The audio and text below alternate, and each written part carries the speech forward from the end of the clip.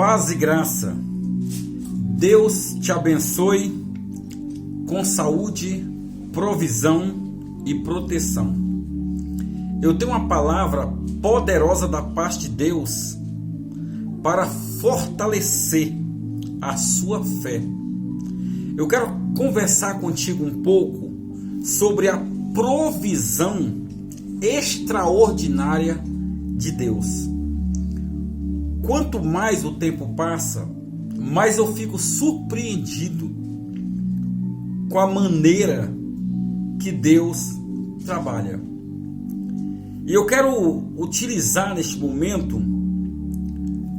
um texto poderosíssimo da Bíblia Sagrada, e inclusive uma história encantadora e admiradora.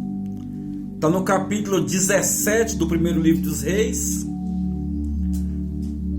aonde o profeta Elias, após entregar uma palavra profética para o rei Acabe, Deus diz assim para Elias: agora você vai para o ribeiro que fica próximo a Querite. Lá eu vou te alimentar através dos corvos. Você entendeu? Eu vou te alimentar, te suprir utilizando os corvos. E ali Elias obedeceu e foi para o ribeiro. Os corvos chegavam lá pela manhã com pão e carne. Da mesma forma, ao cair da tarde.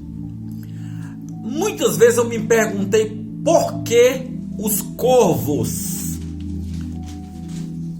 E a gente sabe que as mitologias pintaram o corvo como um animal que simboliza a morte e outras coisas ruins. Mas eu achei por bem estudar um pouco essa ave. E aí então eu vim entender porque Deus utilizou o corvo. Deixa eu te passar aqui para você ver como isso é tão fenomenal. Às vezes na Bíblia Sagrada Deus usa coisas pequenas para fazer coisas grandes. Deus usou um galo. Após o galo cantar, Pedro chorou.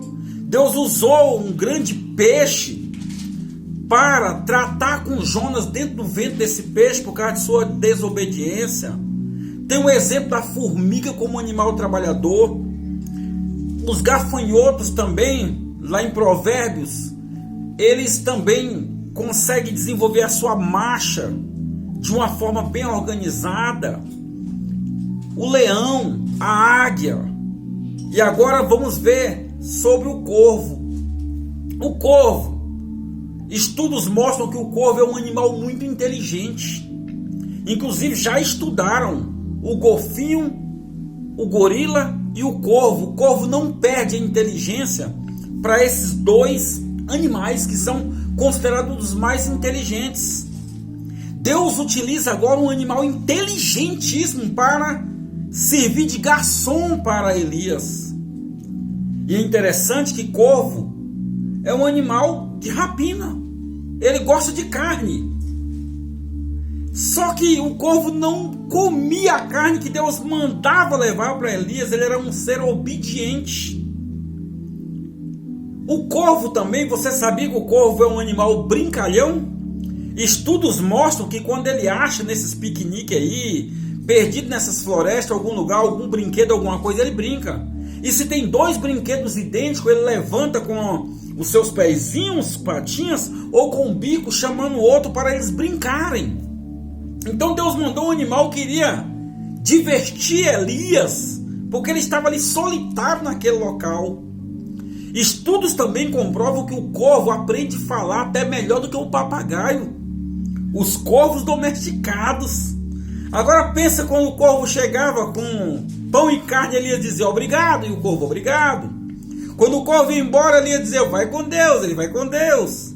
Às vezes Elias estava orando e o corvo imitando. Entende?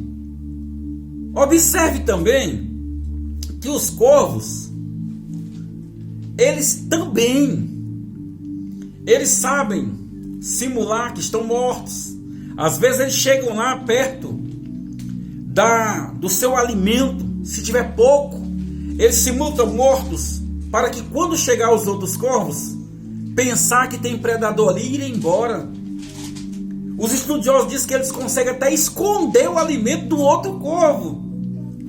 Então Deus separa esse animal para estar ali juntamente com Elias.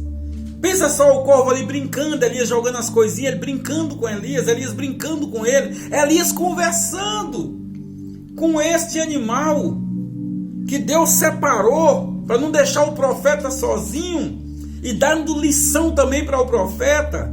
Pensa Elias jogando restinho de comidas para o corvo. E quando o corvo ia embora à tardezinha, ele dizia assim: até amanhã. E o corvo: até amanhã. Veja bem, eu fiquei assim muito maravilhado. Mas como pode? Antes eu ficava pasmado que as pessoas diziam: corvo é um animal de carniça, tal. Não, eu fui estudar o corvo. E detalhe, se o corvo chegar em um corpo fresquinho de um bicho que acabou de morrer e ele não conseguir rasgar com o seu bico, ele sobe para uma árvore e começa a imitar o lobo.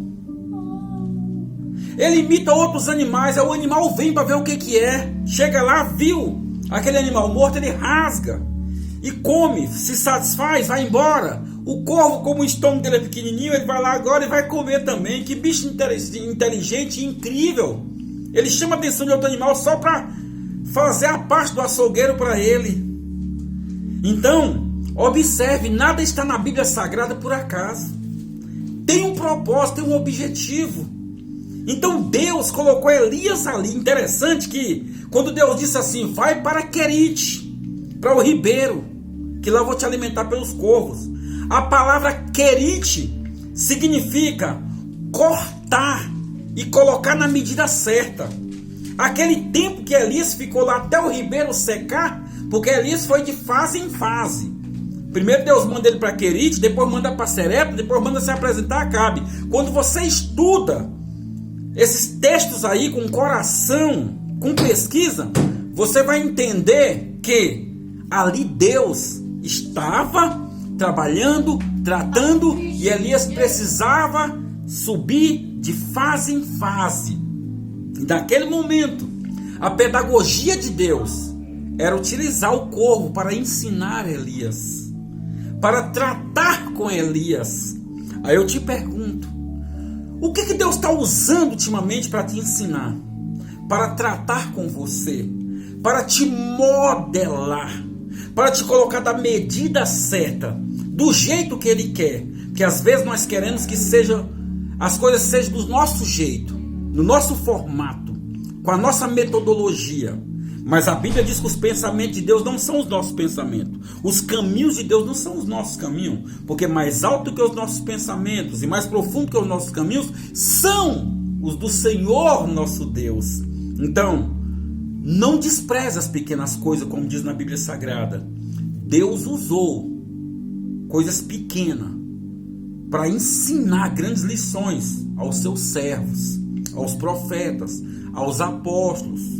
E Deus usou coisas pequenas nas mãos deles para fazer coisas grandes, igual Moisés, um cajado para abrir o mar vermelho, uma pedrinha na mão de Davi para derrubar um gigante, cornetas na mão de Josué e do povo e gritos para derrubar muralhas. Abra os olhos do teu coração, teus olhos da fé, seja sensível, seja perceptível e começa a ver o que Deus está fazendo. Começa a ouvir o que Deus está falando.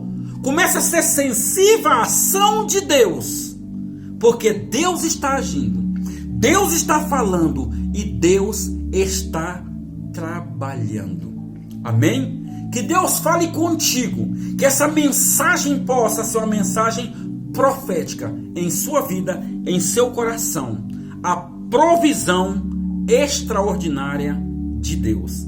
Aquele abraço do seu amigo Pastor Freire. Ore por mim, porque eu também estou orando por ti. Amém.